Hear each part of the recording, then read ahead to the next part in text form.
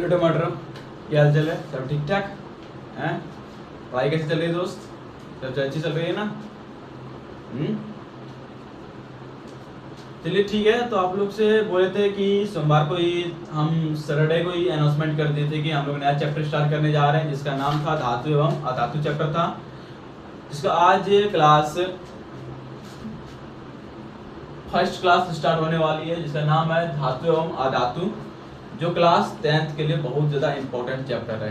तो बात सुनिए कि धातु एवं अधातु जिसे इंग्लिश में क्या बोलते हैं, मेटल और नॉन मेटल, जो कि सब जानते हो। आप लोग बोलते हो सर क्या आप भी नॉन मेटल तो मेटल बता रहे हो। यार देखो, मैं वो चीज़ें नहीं बता रहा, मैं बता रहा हूँ कि क्लास 10th में इसका क्या वेटेज है। इसका ज़्यादा क्वेश्चन आते नहीं है, 4 से 6 मार्क्स के क्वेश्चन आते हैं, इससे ज़्यादा कुछ पढ़ने पड़ते नहीं है। लेकिन एक बात जरूर है, इस चैप्टर को अगर आप ध्यान से पढ़े तो इससे रिलेटेड बहुत सारे चैप्टर होते हैं जिसको आप अच्छे से पढ़ सकते हैं, उसको क्लियर कर सकते हैं। अगर उसको आप अच्छे से क्लियर करना चाहते हैं और अगर उस चीज़ को रिलेट करना चाहते हैं, मैक्सिमम नंबर गेन करना चाहते हैं, तो उसके लिए आपको क्या करना पड़ेगा? सबसे पहली बात, इस चैप्टर को आपको एकदम ध्यान से पढ़ने पड़ेंगे, एकदम ध्यान से पढ़िए, पहली बात। दूसरी बात क्या कि नोट्स जरूर बनाइएगा, आप लोग नोट्स बनाइएगा, एकदम सबके प्रॉपर नोट्स बनने चाहिए। जो चीजें दिखाएंगे वीडियोस को रोकिएगा, पॉज कीजिएगा, पॉज करने के बाद उसके बाद उसका नोट्स लिखिए, फिर वीडियोस लाइए। भले क्लास अगर आधा घंटा का क्लास है तो 1 घंटा लग जाए, मैटर नहीं करता है, टाइम बहुत है दोस्त अभी तुम लोग के पास। बस आराम से पढ़िए, उस चीज का नोट्स बनाइए, उसको रटिए। और हम टेस्ट सीरीज होगा तो हम हो सकता है तो हम इसी चैनल में टेस्ट को भेज देंगे, उसको लगाइए। देखिए अगर रेगुलर मेरे साथ रह गए तो मैं कसम खा के बता रहा हूँ कि आपका मैक्सिमम नंबर गेन करवा सकता हूँ। बस रेगुलर क्लास रही आप लोग, ठीक है। और ऑफलाइन बच्चे अगर कोई देख रहे हैं तो जो ऑफलाइन आते हैं तो कोई दिक्कत नहीं है, आप लोग देखिए। बट अगर नोट्स अगर नहीं बनाते हैं तो आप लोग भी बना लिया कीजिए नोट्स। तो बस इसलिए ऑफलाइन और ऑनलाइन दोनों बच्चों को बोल रहे हैं कि नोट्स जरूरी है दोस्त। पढ़ाई कम से कम अच्छे लेवल की करनी है तो एक अच्छी जगह आने होंगे, और वो अच्छी जगह एक ही जगह है, वो क्या है? बोलो बोलो, द एजुकेशन पॉइंट या एजुकेशनल बोर्ड या बोर्ड एजुकेशन, सब एक ही नाम है, अमित सर का नाम है। समझा बातें? चलो देखते हैं, क्लास स्टार्ट करते हैं, ज्यादा बकवासी नहीं करने का, ठीक है। बहुत हो गया बकवासी, सर क्या बकवासी कर रहे थे जैसे कच्चे टमाटर हो ना, बात तो चलेगी ना, तो पता थोड़ी ना कि क्या चीजें हो रही है क्या नहीं हो रही है, तो बकवास करते जाओगे। चलो देखते हैं, क्लास स्टार्ट करते हैं। तो क्लास क्या है बाबू? क्लास का नाम है धातु एवं अधातु, इंग्लिश में बोलते हैं मेटल एंड नॉन मेटल। देखिए इसमें कुछ ज्यादा पढ़ेंगे नहीं, इसमें हम 3 चीजें पढ़ेंगे। इसका पहली क्या है कि प्रॉपर्टीज पढ़ेंगे, प्रॉपर्टीज पढ़ेंगे। वो कैसी कैसी प्रॉपर्टीज चलेगी? पहली प्रॉपर्टीज पढ़ेंगे हम लोग फिजिकल प्रॉपर्टी, और दूसरी बात पढ़ेंगे हम लोग केमिकल प्रॉपर्टीज, केमिकल प्रॉपर्टीज। ये सब की नोट्स नहीं बनाने हैं, मैं बता दूंगा कहाँ बताएंगे, बता दूंगा कि कहाँ पे लिखना है। बस देखिए प्रॉपर्टीज पढ़ना है, फिजिकल प्रॉपर्टीज, केमिकल प्रॉपर्टीज, और एक तीसरी चीज बची है वो ये है रिएक्शन पढ़नी है। हल्के थोड़े बहुत क्या पढ़ रहे हैं हमें? रिएक्शन पढ़ने हैं, जो कि कुछ कुछ एक्सेप्शंस होते हैं, अपवाद जिससे बोलते हैं ना, हम लोग गुजरात में बोलता है छीट, उस इंसान को जो अपवाद क्या बोलता है? छीट। उसी तरह कुछ वैसे चीज पढ़ने हैं, चैप्टर खत्म होती है। इसमें सबसे मैटर बड़ी बात क्या होती है ना, इससे अगर ये चैप्टर आप क्लियर करके पढ़ लिए तो इससे 3 चैप्टर बहुत ज्यादा अच्छे से क्लियर होंगे। एक होते हैं रासायनिक अभिक्रिया एवं समीकरण, जिसको इंग्लिश में बोलते हैं केमिकल रिएक्शन एंड इक्वेशन। एक होते हैं कार्बन चैप्टर। इस चैप्टर का क्लियर करने हैं तो आपको इस चैप्टर को क्लियर पढ़ोगे, एक अच्छे ढंग से नोट्स बना के प्रॉपर तरीके से जब आप इसको पढ़ोगे तो क्या होगा ना कि आपका ये तीनों चैप्टर बढ़िया से क्लियर हो जाएंगे। साथ में क्या होगा, आपको हेल्प करेंगे किसमें? केमिकल रिएक्शन इक्वेशन में, कार्बन चैप्टर में, और भी जितने अगर फिजिक्स वाले चैप्टर हैं सारे चैप्टर में ये सब हेल्प करेंगे। क्योंकि बाबू देखो एक बात, एटम्स वाले में पढ़ोगे, ये सब वाली चीजें पढ़ोगे, जितने केमिस्ट्री वाले चैप्टर हैं तो ये सब चीजें क्लियर होंगे। अब देखते हैं, सबसे ज्यादा बकवासी नहीं करने का, बस क्लास करने का, और इधर उधर कुछ नहीं। कॉपी कलम लेके अच्छे से बैठिए आप लोग, और देखिए लिखिए पहला। तो सबसे पहले आप लोग देखेंगे किसके बारे में पढ़ेंगे बाबू? लिखा हुआ है सबसे पहले किसके बारे में पढ़ेंगे हम? धातु के बारे में। किसके बारे में पढ़ेंगे? धातु के बारे में। धातु जिसको इंग्लिश में हम बोलते हैं मेटल। देखो इस मेटल का हम सबसे पहली बात पढ़ेंगे इसकी प्रॉपर्टीज। ऐसी प्रॉपर्टीज पढ़ेंगे, फिजिकल प्रॉपर्टीज, फिजिकल प्रॉपर्टीज, ठीक है। इसको आईडी दीजिए आप लोग। इसको हम बोलते हैं हिंदी में भौतिक गुणधर्म। हिंदी में क्या बोलते हैं इसे दोस्त? भौतिक गुणधर्म। इसे भी याद रखता हूं, 4 से 6 मार्क्स के क्वेश्चन आते हैं, वेटेज ज्यादा नहीं होते, बट इंपॉर्टेंट चैप्टर इसलिए है क्योंकि इससे अलग अलग चैप्टर में रिलेट्स होते हैं, क्वेश्चंस इसी से लगभग मिले होते हैं, तो उस समय समझने में आसानी होगी, इसलिए मैं बोल रहा हूं इस चैप्टर को इंपॉर्टेंट। यदि क्वेश्चन ज्यादा नहीं आते, 4 से 6 मार्क्स के क्वेश्चन आते हैं, बस खत्म है। 1 मार्क्स के क्वेश्चन आते हैं और कुछ नहीं है। चलिए देखिए ध्यान से, फिजिकल प्रॉपर्टीज में सबसे पहली बात बताइए कि धातु जो आप अगल बगल में, धातु है घर में नहीं है? घर में थाली होंगे, कटोरी होंगे, लोहा होंगे, गाड़ी होंगे, सब में तो लोहा लगा हुआ है भाई, सब जगह धातु ही धातु है। तो धातु बताइए सबसे पहला गुण क्या होता है? धातु का सबसे पहला गुण, घर में थाली है ना, थाली से पहले ऐसे लाइट मारी ऐसे करके, जब लाइट मारेगा देखिए पूरा लाइट मारेंगे, लाइट मारता है ना, चमक होती है ना। हाँ, तो सबसे पहला गुण क्या लिखेंगे फिजिकल प्रॉपर्टीज में? सबसे पहला गुण होती है धातु में चमक होती है। क्या होती है दोस्त? चमक होती है। देखिए एक बात आप लोग समझ में आना चाहिए कि भौतिक गुणधर्म क्या होते हैं और केमिकल यानी कि फिजिकल प्रॉपर्टीज क्या होते हैं और केमिकल प्रॉपर्टीज क्या होते हैं। भौतिक गुणधर्म क्या होते हैं और रासायनिक गुणधर्म क्या होते हैं। भौतिक गुणधर्म देखिए, भौतिक गुणधर्म जैसे हुआ कि मैं एक गोरा हूँ, बीच में तिल है, मेरा बाल ऐसे ऐसे है, मेरा इधर से मुड़ाया हुआ इधर ये है, नाक ऐसे बाहर निकला हुआ है, हमारे कान बड़े बड़े हैं, है ना, तो ये सब दांत बड़े बड़े हैं, ये सब कैसे गुण है? तो ये भौतिक गुण है, जिसको क्या गुणधर्म बोलेंगे, क्या बोलेंगे इसको? भौतिक गुणधर्म, यानी कि फिजिकल प्रॉपर्टीज हुआ, जो हम ऐसे ही दिख जा रहा है, सामने से ही दिख जा रहा है, हम क्या बोलेंगे? Physical properties. अब देखिए केमिकल प्रॉपर्टीज क्या होते हैं। केमिकल प्रॉपर्टीज वो होते हैं, बस सीधी सी समझिए, जो आपके अंदर में जो चीजें चल रही है, किसी एटम के भीतर में जो इलेक्ट्रॉन्स देंगे, लेंगे, किसी से त्याग करेंगे, यही सब चीजें होती है, तो वो कौन सी प्रॉपर्टीज में आएंगे? केमिकल प्रॉपर्टीज में। अब फिजिकल प्रॉपर्टीज में क्या होती है? सिर्फ उसकी कलर्स, ऊपर नीचे वो चेक करते हैं, उसमें कितना ताकत है वो चेक करते हैं, मुझे कितना ताकत हम मार सकते हैं, कितना ही कर सकते हैं, तो उसी तरह मेटल में चेक करेंगे कि उसको कितना कठोर होते हैं, कितना मुलायम होते हैं, ये सब किसमें आएंगे? तो फिजिकल प्रॉपर्टीज। समझ में आया ना? और केमिकल प्रॉपर्टीज समझ आया ना? तो फिजिकल और केमिकल प्रॉपर्टीज दोनों यही डिफरेंस है। देखिए सबसे पहले हम फिजिकल पढ़ रहे हैं, फिजिकल के बारे में देखते हैं। सबसे पहली बात क्या होती है? धातु में चमक होती है। पहली बात क्या होती है? धातु में चमक होती है। इसमें देखिए अपवाद आती है। इसमें क्या होती है दोस्त? अपवाद। इंग्लिश में बोलते हैं एक्सेप्शन। इंग्लिश में क्या बोलते हैं इसे? एक्सेप्शन। एक्सेप्शन कहने का मतलब ये हुआ कि इसमें एक्सेप्शन ये है कि हम लोग देहाती भाषा में बोलते हैं छीट। छीट किसको बोलते हैं? तो सब इंसान एक तरह होते हैं, उसमें कुछ क्या होते हैं ना कि बिरादरी से अलग इंसान होते हैं। समझ में आएगा नहीं आया? मतलब कि कोई एकदम नॉर्मली खा पी रहे हैं, जी रहे हैं, कोई होते हैं मार रहे हैं, बीमल खा रहे हैं, सुट्टा मार रहे हैं, तो वो बिरादरी से अलग होगा, उसको क्या बोलते हैं हम लोग? गौदात में छीट बोलते हैं। उसी तरह यहाँ पर भी सबका धातु का गुण होता है, चमक होती है ना। लेकिन एक बात सुनिए, तो इसका मतलब अधातु में तो चमक नहीं होगी ना। लेकिन यहाँ पे एक बात होती है, क्या? एक होती है आयोडीन। एक कौन होती है दोस्त? आयोडीन। और एक क्या होती है? ग्रेफाइट। ये दोनों में क्या होती है? चमक होती है। क्या होती है इसमें? चमक होती है। जबकि ये दोनों क्या है दोस्त? अधातु है। ये दोनों क्या है? अधातु, यानी कि नॉन मेटल होने के बावजूद भी इन दोनों में क्या है? चमक है। इसलिए इसको क्या बोल दिया गया है? छीट बोला गया है। दोनों समझ आ गया आप लोग को?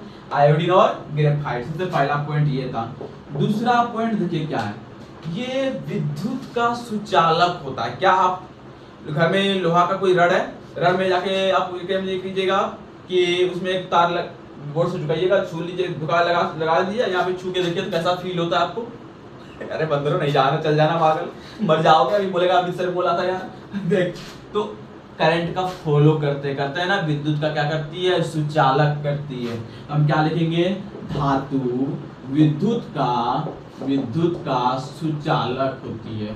विद्युत एवं लिख देते हैं, ठीक है? विद्युत एवं उष्मा का सुचालक होती है। उष्मा का भी सुचालक होती है। उष्मा मतलब गर्मी, और गर्मी मतलब देखो, आप लोग चाय बनाए हो, चाय बनाया हो ना, सेस्पन देखो, सेस्पन जो बर्तन होते हैं चाय वाला से बनाने वाले, उसे डंटी पकड़ते हो ना, उस डंटी को जब आप गर्म करते होंगे, जब चाय बनाते हैं तो बताओ डंटी गर्म होती कि नहीं होती, जिसके वजह से मम्मी क्या लोग क्या करती है, उसमें कपड़ा लेके पकड़ती है ना। क्यों पकड़ते हैं दोस्त? क्योंकि गर्मी जो होती है ना, धातु क्या करती है, गर्म हम यहाँ पे करते हैं, उसकी जो डंटी यहाँ तक होते हैं, इसमें भी गर्मी पहुंच जाते हैं, इसीलिए क्या हो जाता है कि ये उष्मा का चालन करते हैं, सुचालक होते हैं। लिखे ना, धातु विद्युत एवं उष्मा दोनों का सुचालक होता है, याद रखिएगा। तीसरी पॉइंट देखिए, बात याद रखना, सेस्पन वाली बातें अभी। अब तीसरी पॉइंट देखिए, धातु जो होते हैं ना वो क्या होते हैं, धातु कमरे के ताप पर कठोर होते हैं। कमरे के ताप पर क्या होते हैं, कठोर होते हैं। अब लोहा की कठोराई नहीं है, कमरे के ताप मतलब रूम टेम्परेचर पे, रूम का जो टेम्परेचर, उस टेम्परेचर पे 30 डिग्री 32 डिग्री सेल्सियस जो होते हैं, उस टेम्परेचर पे क्या होते हैं कि वो कठोर होते हैं। फिर लोहा कठोर है ना, एल्युमिनियम कठोर है ना, स्टील कठोर है ना, आपके घर में थाली कठोर नहीं है, नहीं रहता कठोर तो भाई तुम इधर से खाते हो इधर से निकल जाता नीचे से, हो जाता ना। अब देख, धातु कमरे के ताप पर कठोर होती है, लेकिन इसमें भी एक्सेप्शन है। एक्सेप्शन समझ में आ गया ना आप लोग को, अपवाद लिखने की जरूरत नहीं है, एक्सेप्शन समझ आया ना। तो एक्सेप्शन मतलब क्या हुआ, छीट। अब इसमें छीट क्या कौन है, एक है ना हमारा गैलियम, याद रखिएगा इसको नाम गैलियम, और एक है हमारा सोडियम, पोटेशियम, और एक है लिथियम। लिथियम ध्यान से सुनिए, ये जो गैलियम दिख रहा है ना, ये होते हैं द्रव अवस्था में। गैलियम कौन अवस्था में होते हैं, द्रव अवस्था में होते हैं। सॉरी दोस्तों, गैलियम नहीं, गैलियम हो गया, और एक तो और छूट गया मेरा यहाँ पे, तीसरी पॉइंट, इसका नाम है मरकरी। इंग्लिश में लिख दें, MUR, मरकरी, MERCURY, मरकरी। देखिए ये मरकरी है, मरकरी जानते हो? अबे वो मरकरी नहीं जलने वाला, शादी विवाह में जलाते वो वाला मरकरी नहीं, ये मरकरी है जो तुम्हारे डॉक्टर साहब जब यहाँ पे चलाते हैं ना, उसके अंदर में चीज चमकते हैं ना, लो ये वो चीजें हैं, वो मरकरी होती है। उसी को क्या बोलते हैं, मरकरी, हिंदी में बोलते हैं पारा। देखिए वो लिक्विड होते हैं, वो कैसे होते हैं, लिक्विड होते हैं, और वही जब उसमें गर्मी पड़ती है तो वो धीरे धीरे ऊपर चल जाते हैं, जितना तक ऊपर जाया उतना तुम्हें बुखार आया, तो ऐसे चेक करती है। देखो ये मरकरी आया, गैलियम। अब देखो हम ये लोग ये सब क्यों दिए, ये सब इसलिए दिया, वो मरकरी जो होता है ये तो कैसा होता है, बोले अभी तुरंत द्रव्य होते हैं। क्वेश्चन आएगा, बोलेगा कि कमरे के ताप पर द्रव अवस्था में कौन पाया जाता है, क्या बोलोगे, मरकरी। लेकिन गैलियम, सोडियम, पोटेशियम, लिथियम, ये तीनों को जो है इधर सोडियम, पोटेशियम, लिथियम चाकू से काट सकते हैं। किससे काट सकते हैं इसको, चाकू से काट सकते हैं, बताओ बाबू, काट सकते हैं। जबकि क्या बोल रहा है, धातु कमरे के ताप पर कठोर होती है, काट सकते हैं चाकू से, नहीं काट सकते। लेकिन ये कठोर होती है, बट इसको चाकू से काट सकते हैं, जैसे केक काटते हो ना वैसे इसको काट सकते हैं। ये जो गैलियम दिख रहा है ना, गैलियम, देखो ये सब लिख दीजिएगा कि क्वेश्चन आएगा, चाकू से काटे जाने वाले धातु का नाम बताइए, सोडियम, पोटेशियम, लिथियम।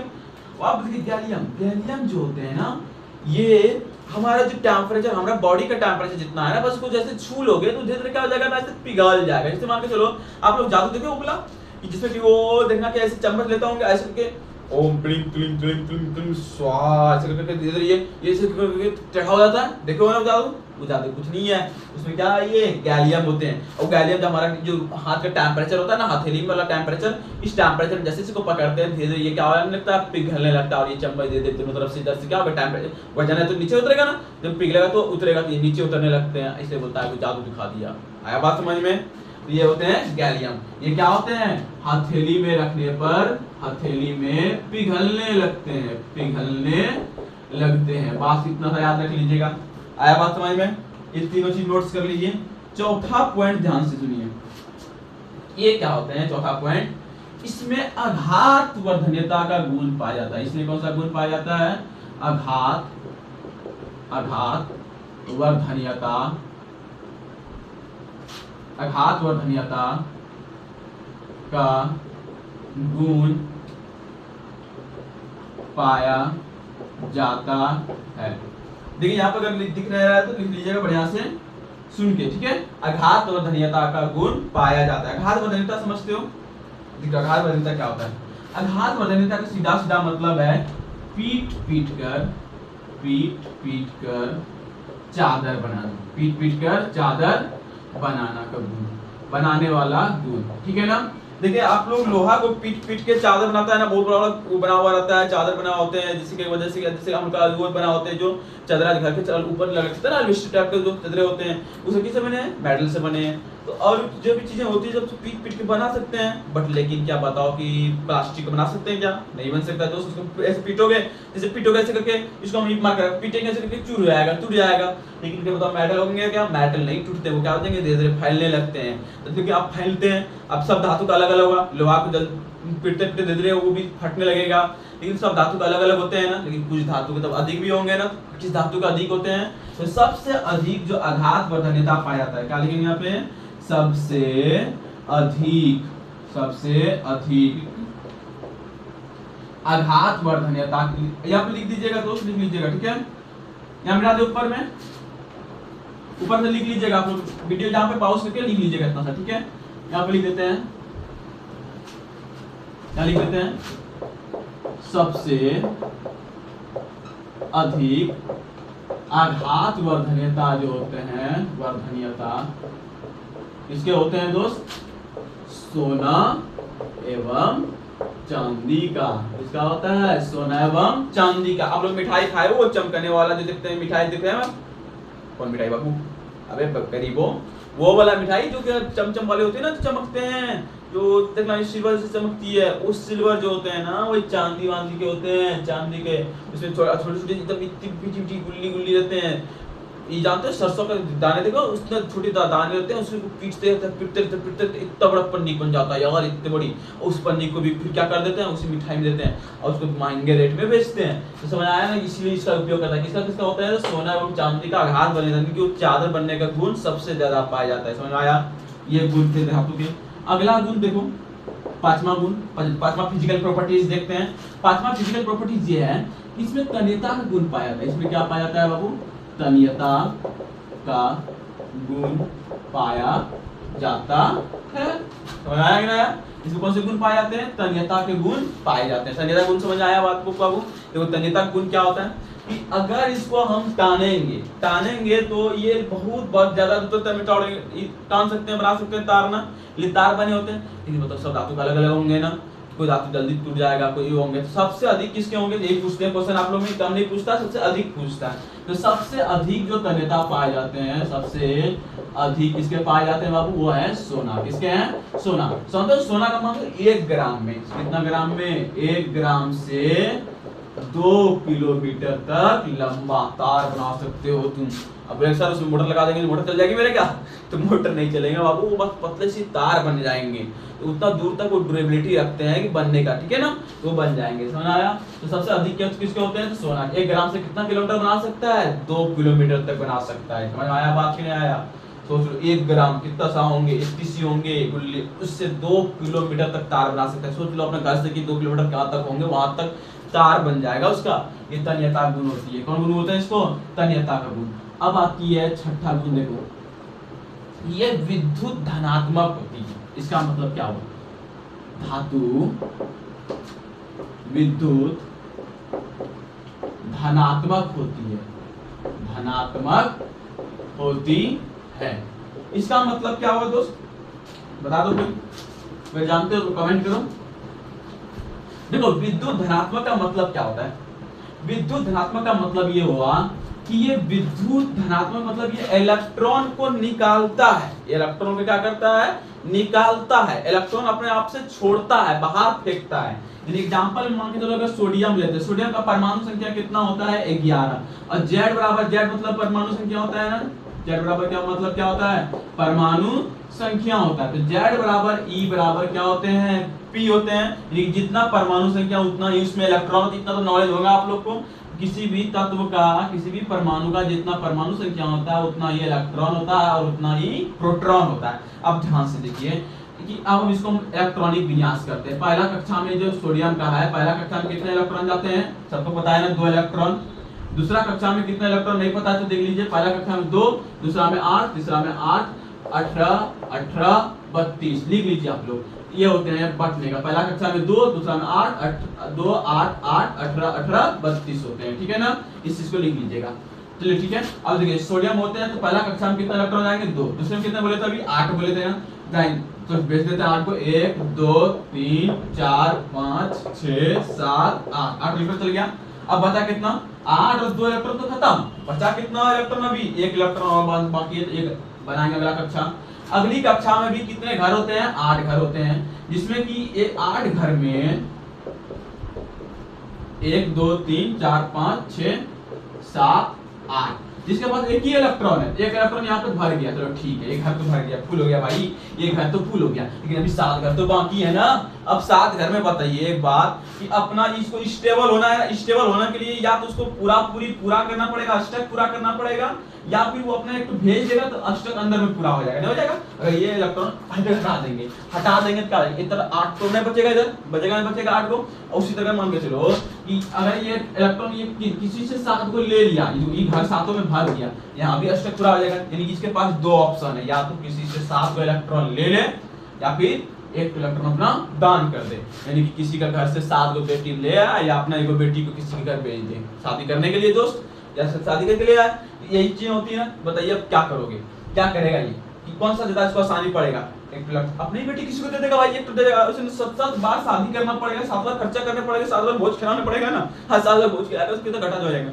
इसीलिए क्या करेगा कि ये अपना एक इलेक्ट्रॉन किसी को, एक बेटी को किसी को दे देगा, एक के पास शादी करके खत्म, क्लियर हो जाएगा ना, यही चीजें होती है। तो जब ये इलेक्ट्रॉन देगा यानी किसी को देने वाला होगा ना, जब देगा यानी कि इलेक्ट्रॉन कितने, सोडियम कितने इलेक्ट्रॉन को देगा, एक इलेक्ट्रॉन, इसलिए इसके ऊपर क्या आ जाएंगे Na+ चार्ज लगेंगे, यही हुआ विद्युत धनात्मक। अगर ये 2 इलेक्ट्रॉन देता, अगर 2 बेटी को त्यागता, इसके ऊपर कितना लग जाता +2, अगर 3 जो देता तब Na+3, लेकिन देता कितना है ये एक ही देता, क्योंकि एक ही जिसका आवारा बेटी है ना, इसलिए किधर भेज देता है, ठीक है। अब बात समझ में आया ना। अब देखो अगर हम बोलेंगे ऋणात्मक, तो विद्युत ऋणात्मक क्या होते हैं, क्योंकि विद्युत ऋणात्मक क्या होते हैं, जैसे कि आप क्लोरीन जानते हो, परमाणु संख्या 17, इसमें भी Z = E = P होंगे, जितना परमाणु संख्या उतना इलेक्ट्रॉन उतना ही प्रोटॉन, सब जानते हो। अब देखो पहला कक्षा में कितना इलेक्ट्रॉन जाएगा, तो 17 इलेक्ट्रॉन है ना, पहला कक्षा में क्लोरीन का चल जाएगा 2, दूसरा में 8, 4 हो गया, 5 6 7 8, अब अगला कक्षा में भी जाएगा 1 2 3 4 5 6 7, क्यों, क्योंकि 8 और 2 10 हुआ, 10 और 12 कक्षा में 1 2 3 4 5 और 7, तो 7 10 और 7 कितना हो गया दोस्त 17, तो 17 इलेक्ट्रॉन खत्म हो गया, बच गया एक घर खाली। अब बताओ एक अपने सातों बेटी को ब्याह करवाएगा कि एक तो किसी से घर से ले आएगा, एक ले आएगा ना, चल ले आएगा क्लोरीन को, इसके ऊपर क्या लग जाएगा माइनस, कर्जा चढ़ जाएगा, माइनस हो जाएगा, क्या आ जाएगा इसके ऊपर माइनस, आज जो दे दिया इसके ऊपर क्या हो जाएगा प्लस, ये धनवान आदमी था इसलिए अपना बेटी दे दी, अब गरीब आदमी ले लिया है ना, तो माइनस हो गया, ये प्लस हो गया, इसको बोलते हैं विद्युत ऋणात्मक, इसको क्या बोलते हैं विद्युत ऋणात्मक। तो धातु होते हैं विद्युत धनात्मक, ये दान करता होते हैं, क्लोरीन तो अधातु है ना, इसलिए ये क्या है विद्युत ऋणात्मक है। समझ आया बात, समझ में क्लियर आ गई बात ना, एकदम नॉर्मल सी बात थी। चलिए ठीक है आगे बढ़ते हैं, इसको लिख लीजिएगा, यहाँ से लिख लीजिएगा, ठीक है लिख लीजिएगा, ब्रेक वीडियो पॉज करके लिख लीजिएगा, वो नोट्स बनाइएगा, प्रॉपर नोट्स बनाइएगा सब चीज का, बहुत इंपॉर्टेंट क्वेश्चन होते हैं सब में, ठीक है। अब चलिए आगे पढ़ेंगे हम लोग, इसके तो सारे मैक्सिमम जो फिजिकल प्रॉपर्टीज तो हम लोग पढ़ लिए, तो एक तो प्रॉपर्टीज और छूट गया भाई, एक प्रॉपर्टीज और है, इसका कितना नंबर होंगे 7 नंबर होंगे ना, जितना नंबर होंगे लिख लिए, तो एक प्रॉपर्टी छूट गया। आप जब लोहा को थोड़ा पटकता घाम आवाज करता है ना, कैसा करता है एकदम, कैसे करता है आवाज, लोहा की आवाज करते हैं ना, तो लिखेंगे क्या रहता है, धातु को जब हथौड़े से पीटा जाता है तो ध्वनि उत्पन्न होती है, क्या उत्पन्न होती है, ध्वनि उत्पन्न होती है। अब बोलेगा सर ध्वनि उत्पन्न होता है, ध्वनि वो महेंद्र सिंह धोनी नहीं सर, महेंद्र सिंह धोनी नहीं, ये ध्वनि है, ध्वनि मतलब कि पीटेंगे आवाज करता है, दाम क्या आवाज ना, यही है ध्वनि। देखो इस जब धातु को जब हथौड़े से पीटते हैं ना, ध्वनि उत्पन्न होती है, इसी ध्वनि को जानते हो क्या बोलते हैं, इसको बोलते हैं धात्विक ध्वनि। क्या बोलते हैं इसको? धात्विक ध्वनि। क्वेश्चन आएगा धात्विक ध्वनि किसे कहते हैं, तो इसे बोलते हैं धात्विक ध्वनि। धात्विक ध्वनि कहते हैं, लिख दीजिए, इसे धात्विक ध्वनि कहते हैं। समझ आया बात ना, कि धातु को जब हथौड़े से पीटते जो आवाज निकलती है उसको हम क्या बोलते हैं? धात्विक ध्वनि। ये थी पूरा फिजिकल प्रॉपर्टीज ऑफ मेटल। ये किसके प्रॉपर्टीज थे? Physical properties of metal. अब चलते हैं नॉन मेटल की ओर। किसके ओर चलते हैं? नॉन मेटल की ओर।